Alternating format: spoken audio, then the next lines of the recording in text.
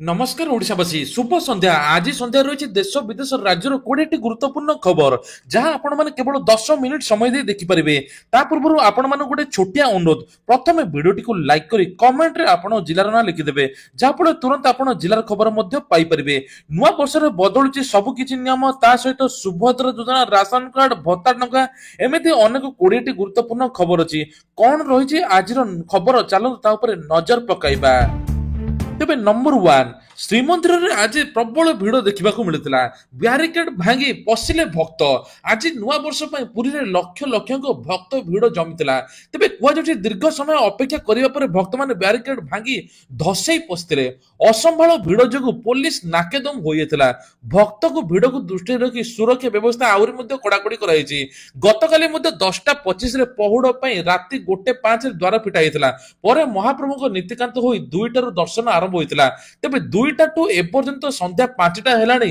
एपर्यंत प्रबल भिड़ ता सहित भिड़ नियंत्रण पर 60 प्लाटून फोर्स मुतयन होती जानुआरी 15 सुधा सरिबो ई केवाईसी प्रक्रिया एने खाद्य जोगाण मंत्री कृष्णचंद्र पात्र सूचना देइछथि ई केवाईसी पई बाहर राज्य को जिबे अधिकारी निकट रे गोवा जाई ई केवाईसी कराइछथि अन्य राज्य रे थिबा लोकन पाखु जाई ई केवाईसी कराजिबो वर्तमान 85% ई केवाईसी सरिलाणी वर्तमान यह समस्तंकर हेबो एजाबत 50 लाख ई केवाईसी करनाति बोली खाद्य जोगाण मंत्री कृष्णचंद्र पात्र कहिसथि तबे तांको भितरु बुझी किछि अयोग्य हिताधिकारी अछन्ति तुरंत समस्त कंप्लीट हेले नुआ राशन कार्ड मध्ये बंटा जिवो एपर्यंत देश रे 6 कोटी रु अधिक लोकन राशन कार्ड रद्द होइछि तांको भितरु भूत हिताधिकारी अयोग्य हिताधिकारी थिले जे माने गरीबंग चावल मध्ये लुटुथिले तबे ए नै कि सरकार मध्ये कहिसथि जनवरी 25 तारिख रे मध्ये नुआ राशन कार्ड जोगाई देबे प्रवासी दिवस पई पंजीकरण कलेनी 2748 जण शामिल हेबे 7000 प्रवासी भारतीय तबे ए वर्ष राज्य को हेबाको थिबा प्रवासी भारतीय दिवस लागि पंजीकरण आरंभ होइछि वर्तमान सुधा 2748 अतिथि नाम पंजीकरण कर समारोह को देश विदेश आसवे 7000 अतिथि तेज टोबागो राष्ट्रपति क्रिस्टिन कंगालू कार्यक्रम मुख्य अतिथि भाव जोगदेवे तेज प्रवासी भारतीय एक्सप्रेस रे हेबो उद्घाटन ता सहित प्रधानमंत्री नरेंद्र मोदी करिवे उद्घाटन सहर स्वच्छता श्रृंखला पई समीक्षा बेले मुख्यमंत्री अपील ता सहित मुख्यमंत्री आउ गोटे कथा एथर राज्य रे कौनसी बेकारी समस्या रहिबो नाही दादन खटिया पे बाहर को जिबा नाही बड़ बड़ शिल्पपति ओडिसा रे इन्वेस्टमेंट करिवे बड़ बड़ प्रकल्प हेबो जहा फल रे रोजगार पंथा सृष्टि हेबो ओडिसा रे आ ओडिसा मध्ये आहुरी आगे जिवो नुआ वर्ष रे केंद्र सरकार चाषी को बड़ भेटी विभिन्न क्षेत्र में मिलिबो फायदा चाषी को अतिरिक्त सब्सिडी सहित एबे पीएम फसल बीमा आवंटन राशि बढ़ाई केंद्र सरकार कैबिनेट निष्पत्ति लागिला मोहर पीएम बीमा आवंटन को नहीं 69,515 कोटी को वृद्धि कराई एने कि केंद्र मंत्री अश्विनी वैष्णव सूचना देइछन्ति वर्षर प्रथम दिन में वैष्णव कहते चाषी खुशी खबर केंद्र सरकार चाषी हित बड़ निष्पत्ति नहीं तेज आज चाषी मैंने बंधक मुक्त ऋण पाइपर जहाँफल 2 लाख पर्यंत 4% हार ऋण जोगाई देवे सरकार आउ पीएम किसान 19तम किस्ती फेब्रुआरी 19 तारिख में आसुची बोली कहुछि आसंता काली गड़िबो राज्य रे डबल डेकर बस एमानक पई हेबो व्यवहार तेबे राज्य रे एथर डबल डेकर बस आसुची गृह निर्माण नगर उन्नयन मंत्री कृष्णचंद्र पात्र सूचना देइछन्ति राज्य को आसुवा डबल डेकर बस भीतर प्रारंभ रे 2टी आसुची आहुरी 3टी मध्ये आसीबो तेबे कुआ जाउची आगु प्रवासी भारतीय दिवस अछि सेही उपलक्ष्य अतिथि को मध्ये एही बस आनिबो ता सहित मध्ये एथर ओडिसा रे एही 5टी बस चलिबो पुणी आगु बस अधिक हेले आहरी मगाजियो बोली कुआ जाउची आयुष्मान कार्ड को लेकिन आसला बड़ अपडेट तेणु लोक मैंने बारंबार कहते आयुष्मान कार्ड मिलिबो केबे किंतु ए ने कि एबे आज सरकार घोषणा करछन्ती आयुष्मान कार्ड मिलिया पई जाउची फेब्रुआरी मासरे आयुष्मान कार्ड रे महिला को 10 लाख टंकार स्वास्थ्य बीमा मध्ये मिलिबो राज्य रे खूब शीघ्र लागू हेबो आयुष्मान भारत योजना ता सहित जन आरोग्य योजना मध्ये हेबो पुरुषों ପାଇଁ କି 5 लाख टका मध्ये रही स्वास्थ्य बीमा राज्य रे 27,000 अधिक मेडिकल मध्ये ଚିକିତ୍ସିତ ହୋଇପାରିବ। ରାଜ୍ୟରେ ଆୟୁଷ୍ମାନ ଯୋଜନା ଲାଗୁ କରିବାକୁ ଭୁବନେଶ୍ୱରରେ ପହଞ୍ଚିଛନ୍ତି ମଧ୍ୟ କେନ୍ଦ୍ରୀୟ ଟିମ୍ ରାଜ୍ୟ ସ୍ୱାସ୍ଥ୍ୟ ବିଭାଗ ସହିତ କରିଛି ଆଲୋଚନା। କିଭଳି ସବୁ ଲୋକ ଏହି କେନ୍ଦ୍ରୀୟ ଯୋଜନାର ସୁଫଳ ପାଇବେ ତା ଉପରେ ମଧ୍ୟ ହେଉଛି ଆଲୋଚନା। କେନ୍ଦ୍ରୀୟ ଟିମ୍ର ଆଲୋଚନା ନେଇ ସୂଚନା ଦେଇଛନ୍ତି ରାଜ୍ୟ ସ୍ୱାସ୍ଥ୍ୟ ସଚିବ। ନୂଆ ବର୍ଷ ପାଇଁ ଗ୍ରାହକଙ୍କୁ ମିଳିଛି ଆଶ୍ୱସ୍ତି। 2025 ପ୍ରଥମ ଦିନରେ ଲୋକଙ୍କ ପାଇଁ ଖୁସି ଖବର ଆଣିଛି। ଏଲପିଜି ଗ୍ୟାସ୍ ସିଲିଣ୍ଡର 1 ଜାନୁଆରୀ 2025 ବା ଆଜିଠାରୁ ଶସ୍ତା ହେଉଛି। ସରକାରୀ ତୈଳ କମ୍ପାନୀ ପ୍ରଥମ ତାରିଖରୁ ଏଲପିଜି ସିଲିଣ୍ଡର ଦର 14 ଟଙ୍କା 50 ପଇସା ହ୍ରାସ କରିଛି। ସରକାର କଲେ ତାଗିଦ, ବନ୍ଦ ହେଲା 18ଟି ଓଟିଟି ପ୍ଲାଟଫର୍ମ। ଅଶ୍ଳୀଳ କଣ୍ଟେଣ୍ଟ ଦେଖାଉଥିବା ଆପ୍ ଉପରେ ବଡ଼ କାର୍ଯ୍ୟାନୁଷ୍ଠାନ ନେବେ ବୋଲି କହୁଥିଲେ, ଏବେ ତୁରନ୍ତ ନିଆଯାଇଛି। ତୁରନ୍ତ 18ଟି ଆପ୍କୁ ବ୍ୟାନ୍ ମଧ୍ୟ କରାଯାଇଛି। ତେବେ 19ଟି ୱେବସାଇଟ୍, 10ଟି ମୋବାଇଲ ଆପ୍ ଏଥିସହିତ 57ଟି ସୋସିଆଲ ମିଡିଆ ଆକାଉଣ୍ଟ ବିରୋଧରେ କାର୍ଯ୍ୟାନୁଷ୍ଠାନ ଗ୍ରହଣ କରାଯାଇଛି। ଯାହାଫଳରେ ୱେବସାଇଟ୍ ଏବଂ ଆପ୍କୁ ଭାରତର ଆକ୍ସେସ୍ ଦିଆଯାଇପାରିବ ନାହିଁ। ତେଣୁ ଭାରତର ସଂସ୍କୃତି ଅଲଗା ପ୍ରକାର। ଯଦି ଭାରତ ସଂସ୍କୃତି ସହିତ ଅଶ୍ଳୀଳ କଣ୍ଟେଣ୍ଟ, ଅଶ୍ଳୀଳ ଭିଡ଼ିଓ ଯିଏ ଚଲେଇବ ତାଙ୍କ ଉପରେ ଦୃଢ଼ କାର୍ଯ୍ୟାନୁଷ୍ଠାନ ମଧ୍ୟ ନିଆଯିବ। ପର୍ଯ୍ୟଟନ କ୍ଷେତ୍ରରେ ଦେଶରେ 3 ନମ୍ବର ରାଜ୍ୟ ହେଉଛି ଓଡ଼ିଶା। ଟୁରିଜିମ୍ ହେବ ଓଡ଼ିଶା। ପର୍ଯ୍ୟଟନ କ୍ଷେତ୍ରରେ 3 ନମ୍ବର ରାଜ୍ୟ ଓଡ଼ିଶା ଏବେ 17 ନମ୍ବର ସ୍ଥାନରେ ମଧ୍ୟ ଅଛି। ତେବେ 2025 ସରୁ ସରୁ 17ରୁ 7 ନମ୍ବର ହେବ। 2029ରୁ ଓଡ଼ିଶା 3 ନମ୍ବରରୁ 1 ନମ୍ବର ହେବ ବୋଲି ଉପମୁଖ୍ୟମନ୍ତ୍ରୀ ପ୍ରଭାତ ପରିଡ଼ା ସୂଚନା ଦେଇଛନ୍ତି। ଓଡ଼ିଶାର ବେଷ୍ଟ କ୍ରେଫ୍ଟ ସିକ୍ରେଟ ଓପନ ହେବା ଉତ୍କର୍ଷ ଓଡ଼ିଶାର ସିଙ୍ଗଲ ୱିଣ୍ଡୋରେ ଆସିଥିବା ନିବେଶକମାନେ ଓଡ଼ିଶାର ବିଭିନ୍ନ ପ୍ରାନ୍ତ ଦେଖିପାରିବେ। କୋରାପୁଟ, କଳାହାଣ୍ଡି ଭଳି ଅଞ୍ଚଳରେ ଭରି ରହିଥିବା ପ୍ରାଚୁର୍ଯ୍ୟ ଏବଂ ପ୍ରାକୃତିକକୁ ବିଶ୍ୱ ଦରବାରରେ ଦେଖିବା ପାଇଁ ଆମେ ବହୁତ ସଫଳ ହେବୁ। 7ରୁ 8 ହଜାର ପ୍ରବାସୀ ଭାରତୀୟ ଓଡ଼ିଶା ଆସିବେ ଏବଂ ଅତିଥି ଭାବେ ଭବ୍ୟ ସଂସ୍କୃତିର ସମ୍ବୋଧନ କରାଯିବ। ତା ସହିତ ସେମାନେ ଓଡ଼ିଶାକୁ ଆହୁରି ବିଭିନ୍ନ ପ୍ରକାର ପ୍ରକଳ୍ପରେ ସାହାଯ୍ୟ କରିବେ, ନିବେଶ କରିବେ। ତା ସହିତ ଓଡ଼ିଶା ମଧ୍ୟ ଆହୁରି ଆଗେଇ ଯିବ। ଆସନ୍ତା କାଲି ଭୁବନେଶ୍ୱର ଆସିବେ ଓଡ଼ିଶାର ନୂଆ ରାଜ୍ୟପାଳ ଡକ୍ଟର ହରିହର ବାବୁ କୁମ୍ଭପତି। ତେବେ ଓଡ଼ିଶାର ନୂଆ ରାଜ୍ୟପାଳ ଡକ୍ଟର ହରିହର ବାବୁ କୁମ୍ଭପତି ଆସନ୍ତାକାଲି ଭୁବନେଶ୍ୱର ଆସିବେ। ସେ 3 ତାରିଖରେ ଶପଥ ଗ୍ରହଣ ମଧ୍ୟ କରିବେ। ରାଜଭବନରେ ତାଙ୍କୁ ଉଚ୍ଚ ନ୍ୟାୟାଳୟର ମୁଖ୍ୟ ବିଚାରପତି ଶପଥ ପାଠ କରାଇବେ। ସୂଚନା ଅନୁଯାୟୀ ନବନିଯୁକ୍ତ ରାଜ୍ୟପାଳ ଡକ୍ଟର ହରିବାବୁ କୁମ୍ଭପତି ଅପରାହ୍ନ 3ଟା ବେଳେ ଭୁବନେଶ୍ୱର ପହଞ୍ଚିବା ପରେ ପୁରୀ ଯାଇ ମହାପ୍ରଭୁଙ୍କୁ ମଧ୍ୟ ଦର୍ଶନ କରିବେ। ଆହୁରି ଥରାଇବ ଜାଡ଼, କମିବ ପାରଦ, ବଢ଼ିବ ଶୀତ।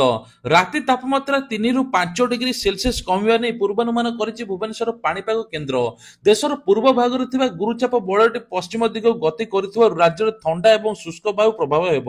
ପ୍ରଭାବରେ ରାତିର ତାପମାତ୍ରା ଅହେତୁକ ଭାବରେ କମିବ ବୋଲି ଆକଳନ ମଧ୍ୟ କରାଯାଇଛି। ଜାନୁଆରୀ ପ୍ରଥମ ସପ୍ତାହରୁ ଲାଗି ପଡ଼ିବ ଶୀତ, ଆଉ ଜାଡ଼ରେ ଥରିବ ଓଡ଼ିଶା। ତେବେ କଳାହାଣ୍ଡି, ବଲାଙ୍ଗୀର, ସୁବର୍ଣ୍ଣପୁର, ଗଞ୍ଜାମ, ଗଜପତି, ଝାରସୁଗୁଡ଼ା, କେଉଁଝର, ନୟାଗଡ଼, ସୁନ୍ଦରଗଡ଼ ଜିଲ୍ଲାରେ 4ରୁ 6 ଡିଗ୍ରୀ ତାପମାତ୍ରା ହ୍ରାସ ପାଇବ, ଯାହାଫଳରେ ଶୀତର ପରିମାଣ ବଢ଼ିଯିବ। ଭତ୍ତା ଟଙ୍କା କେଳେଙ୍କାରୀ ଉପରେ ପୋଲିସ ଦୃଢ଼ କାର୍ଯ୍ୟାନୁଷ୍ଠାନ ନେଇଛି। କୁହାଯାଉଛି ଯେ 894 ଜଣ ଭତ୍ତା ଟଙ୍କା କେଳେଙ୍କାରୀ କରିଥିଲେ। ତାଙ୍କ ଭିତରୁ ସବୁ ଭେଣ୍ଡିଆ ଯୁବକ ଥିଲେ। ଜାଲ ଡକୁମେଣ୍ଟ ଦେଖାଇ ସେମାନେ 90 ଲକ୍ଷ ଟଙ୍କାରୁ ଅଧିକ ଭତ୍ତା ଟଙ୍କା ହାତେଇଥିଲେ। ପୂର୍ବ ସରକାର ବିଜେଡି ସରକାର ଥିଲାବେଳେ ଏସବୁ କାମ ହୋଇଥିଲା। ତୁରନ୍ତ ପୋଲିସ ତାଙ୍କ ଉପରେ କାର୍ଯ୍ୟାନୁଷ୍ଠାନ ମଧ୍ୟ ନେଉଛି। ତେବେ ଏଥର ମୁଖ୍ୟମନ୍ତ୍ରୀ କହିଛନ୍ତି ଦୁର୍ନୀତି ମୁକ୍ତ ହେବ ଓଡ଼ିଶା। ଦୁର୍ନୀତି ଯିଏ କରୁଥିବ ତାଙ୍କ ଉପରେ ଦୃଢ଼ କାର୍ଯ୍ୟାନୁଷ୍ଠାନ ମଧ୍ୟ ନିଆଯିବ। ଆଉ ଭତ୍ତା ଟଙ୍କା ସରକାର ମୁତାବକ ପ୍ରତିଶ୍ରୁତି ସବୁ ପୂରଣ କରୁଛନ୍ତି। ଭତ୍ତା ଟଙ୍କା ମଧ୍ୟ ଜାନୁଆରୀ ମାସରେ ମିଳିବା ପାଇଁ ଯାଉଛି। 80 ବର୍ଷର ଉର୍ଦ୍ଧ୍ୱ ହିତାଧିକାରୀଙ୍କୁ ଭତ୍ତା ଟଙ୍କା 3,500 ଟଙ୍କା ମିଳିବ ଜାନୁଆରୀ ମାସରେ। ସୁଭଦ୍ରା ଟଙ୍କା ନେଇକି ବଡ଼ ଖବର, ଏହି ବର୍ଷ 3 ଥର ସୁଭଦ୍ରା ଟଙ୍କା ପାଇବେ ହିତାଧିକାରୀ ମାନେ। ପ୍ରଥମେ ପାଇବେ ପ୍ରଥମ କିସ୍ତିର 4ର୍ଥ ପର୍ଯ୍ୟାୟ ଟଙ୍କା ଜାନୁଆରୀ ମାସରେ। ସେକେଣ୍ଡ ହେଲା ମାର୍ଚ୍ଚ 8 ତାରିଖ ମହିଳା ଦିବସ ଦିନ ମଧ୍ୟ ସେକେଣ୍ଡ କିସ୍ତି ପାଇବେ। ତା ସହିତ ମଧ୍ୟ ଏଥର ରାକ୍ଷୀ ପୂର୍ଣ୍ଣିମାରେ ମଧ୍ୟ ତୃତୀୟ କିସ୍ତି ପାଇବେ। ଏନେଇ ଉପମୁଖ୍ୟମନ୍ତ୍ରୀ ପ୍ରଭାତ ପରିଡ଼ା ସୂଚନା ଦେଇଛନ୍ତି।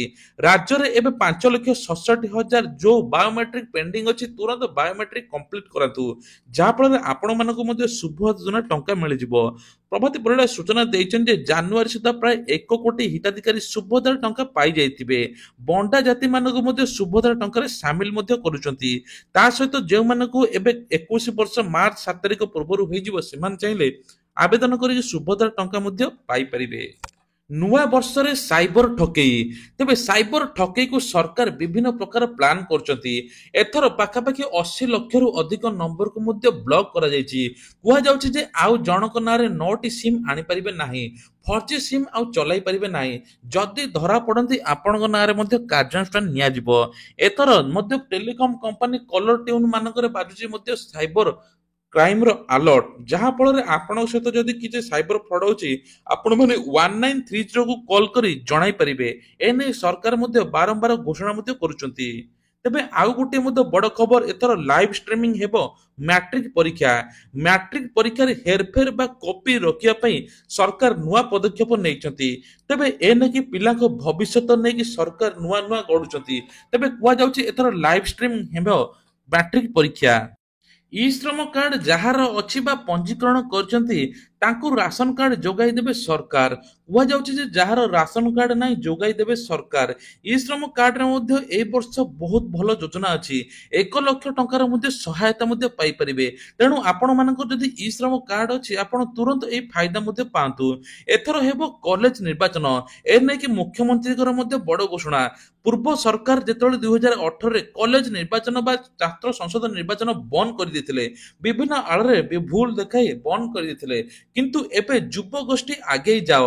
ଏଥର ଯୁବ ନେତା ଓଡିଶା ପାଇଁ ଦରକାର, ଯାହାଫଳରେ ଯୁବପିଢି ମାନେ ନେତା ହେଲେ ଆଗକୁ ଭବିଷ୍ୟତରେ କାମ ଆସିବ।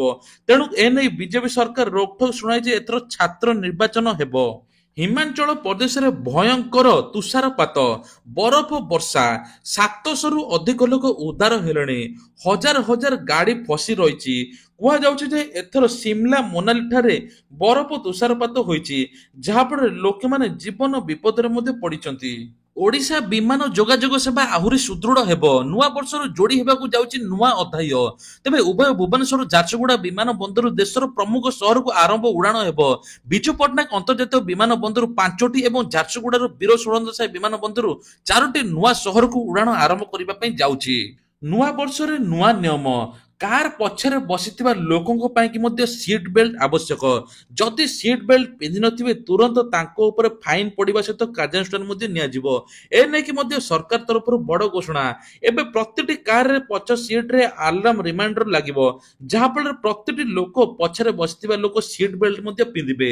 ତା ସହିତ ମଧ୍ୟ ଆଉ ଗୋଟେ ବଡ ଖବର, ଆଧାର କାର୍ଡ ଆପଣଙ୍କ ଯଦି 10 ବର୍ଷ ହୋଇଯାଇଛି, 10 ବର୍ଷ ଭିତରେ କୌଣସି ଅପଡେଟ କରିନାହାନ୍ତି ତୁରନ୍ତ ଅପଡେଟ କରାଇ ନିଅନ୍ତୁ। ଏନେଇକି ସରକାର ଜାନୁଆରୀ 14 ତାରିଖ ଶେଷ ତାରିଖ ରଖିଛନ୍ତି, ଯାହା ଭିତରେ ଆପଣ ଫ୍ରିରେ ମଧ୍ୟ ଆଧାର କାର୍ଡ କରେକ୍ସନ କରିପାରିବେ। ଆପଣ ବାୟୋମେଟ୍ରିକ ଫିଙ୍ଗରପ୍ରିଣ୍ଟ ସବୁ କିଛି ଅପଡେଟ କରାଇ ନେବେ। ତା ସହିତ ମଧ୍ୟ ଆଉ ଗୋଟିଏ ବହୁତ ବଡ ଖବର, ଆପଣଙ୍କର ଯଦି ପିଏଫ ଟଙ୍କା ଉଠେଇବାକୁ ଚାହୁଁଛନ୍ତି ଆପଣ ମାନେ ଏଟିଏମ ସାହାଯ୍ୟରେ ମଧ୍ୟ ଉଠାଇ ପାରିବେ। ଏଇଟା ମଧ୍ୟ ସରକାର ତରଫରୁ ନୂଆ ନିୟମ। ଆପଣଙ୍କର ପିଏଫ ର ଯେତିକି ଟଙ୍କା 50% ଆପଣ ମାନେ ଏଟିଏମ ସାହାଯ୍ୟରେ ମଧ୍ୟ ଉଠାଇ ପାରିବେ। ପିଏଫ ୱେବସାଇଟ କି ଯାଇକି ଆପଣ ଡିଟେଲ୍ସ ଦେବେ, ତା ସହିତ ଆପଣ ଏଟିଏମ ରୁ ମଧ୍ୟ ଉଠାଇ ପାରିବେ। ପିଏମ ଆବାସ ଯୋଜନା, ଏଥର ରାଜ୍ୟରେ ପାଖାପାଖି 3 କୋଟି ଲୋକ ଘର ପାଇବେ। ଏନେକି କେନ୍ଦ୍ର ସରକାରଙ୍କର ନୂଆ ବର୍ଷ ଭେଟି। କୁହାଯାଉଛି ଗ୍ରାମାଞ୍ଚଳରେ 2 କୋଟି ଏବଂ ସହରାଞ୍ଚଳରେ 1 କୋଟି ନୂଆ ଘର ପାଇବେ। ହିତାଧିକାରୀ ମାନେ ଆବେଦନ ମଧ୍ୟ କରିଦିଅନ୍ତୁ।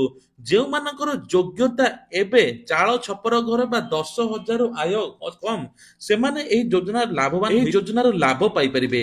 ତେବେ ସ୍କୁଲ ପିଲାମାନଙ୍କୁ 5 ତାରିଖ ବା ଆଉ 4 ଦିନ ପରେ 5,000 ଟଙ୍କା ଯୋଗାଇ ଦେବେ ସରକାର। ମାଧବ ସିଂ ଯୋଜନାରେ ହାତ ଖର୍ଚ୍ଚ ଯୋଗାଇ ଦେବେ ରାଜ୍ୟ ସରକାର। କୁହାଯାଉଛି ଯେ ଏଥର ଜନଜାତି ଅନୁସୂଚିତ ଜାତି ପିଲାମାନଙ୍କୁ 5,000 ଟଙ୍କା ଲେଖାଏଁ ସରକାର ଦେବେ।